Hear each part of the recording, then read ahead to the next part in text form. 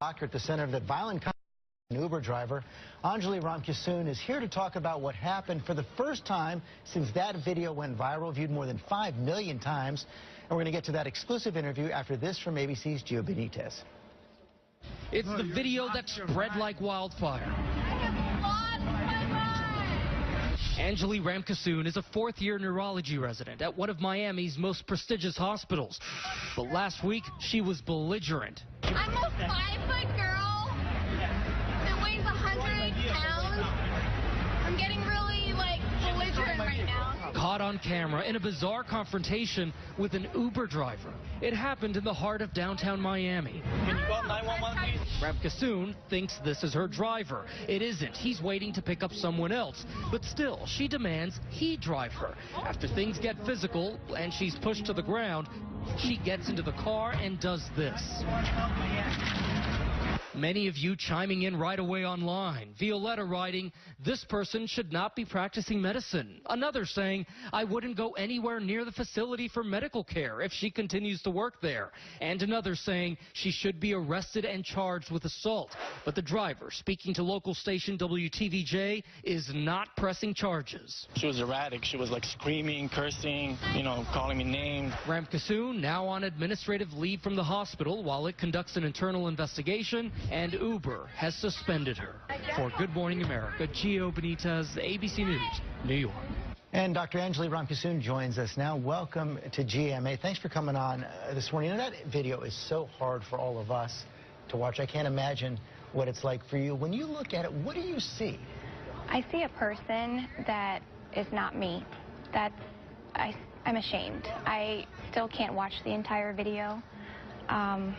Every time someone brings it up or tries to ask me what point, I can't. So what was happening? A lot had happened that day, actually. In the events leading up to that point, my father had been placed in the hospital, and just minutes prior to that altercation with the Uber driver, my boyfriend and I of 2 years had just broken up. So he went home. I was there by myself. So you guys have been drinking? Yes. And I knew that I'd had a few drinks, so I decided I had driven to that place that night, but I did not want to drive my car home, so I left my car there, and that was why I was trying to get the Uber to get home. Everything you said sounds pretty bad, yes. But you know it's no excuse, right? There's absolutely no excuse for my actions. I'm ashamed. I'm so sorry.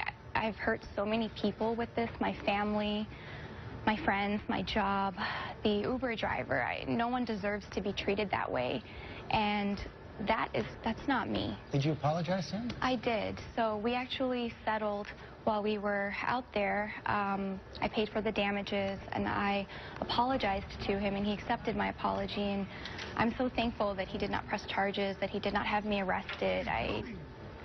I'm grateful. Has anything like this ever happened before? You really did seem to snap there. I did. I was extremely stressed out that day. It was probably one of the worst days of my life, and I was caught at my lowest moment. And nothing like this has ever happened. It was completely out of character.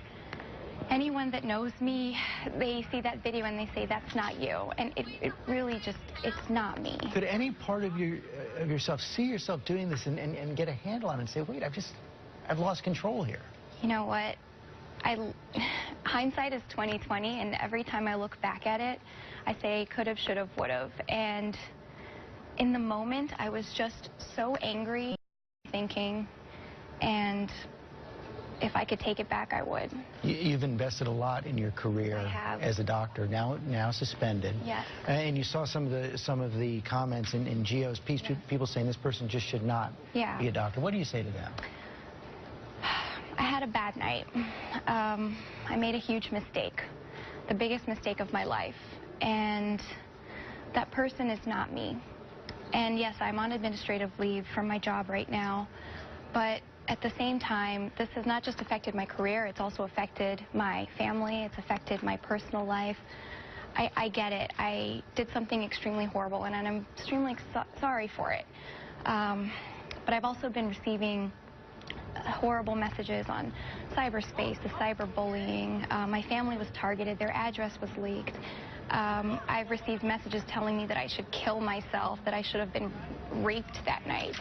I think it's ridiculous, and I'm here to own up to what I did. I'm taking responsibility for it, and I'm asking for forgiveness. How do you make it good? How do you get your job back? I think the best thing at this point is to just take responsibility for what I've done. I did it, and I'm ashamed of what I did, and this would never happen again. And I think at the same time I should also speak out that, you know, to send a message out to people and the public to be careful and use my story as a message, as a lesson, to be careful what you do in public, because the things that we do can be taped and we can have to suffer severe ramifications for these things.